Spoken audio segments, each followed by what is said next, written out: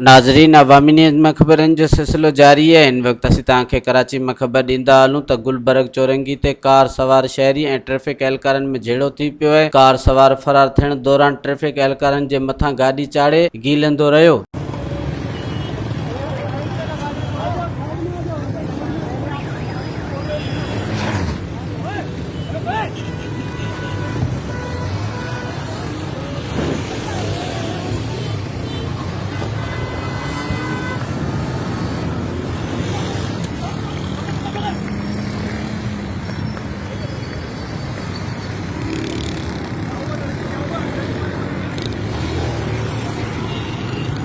मजबूर नहीं कर, गाड़ी में बैठ जाओ।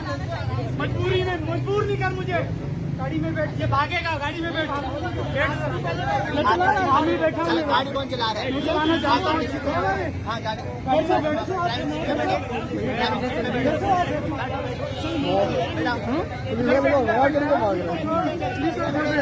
मतलब वो बीच में रहेगा तो गाड़ी भगा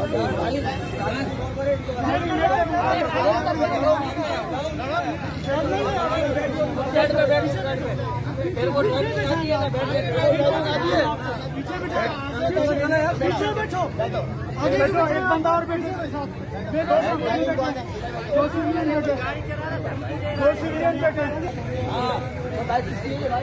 मज़ीद खबरों और तफसीलात के लिए विजिट करें हमारी वेबसाइट www.awamiNewsHD.com।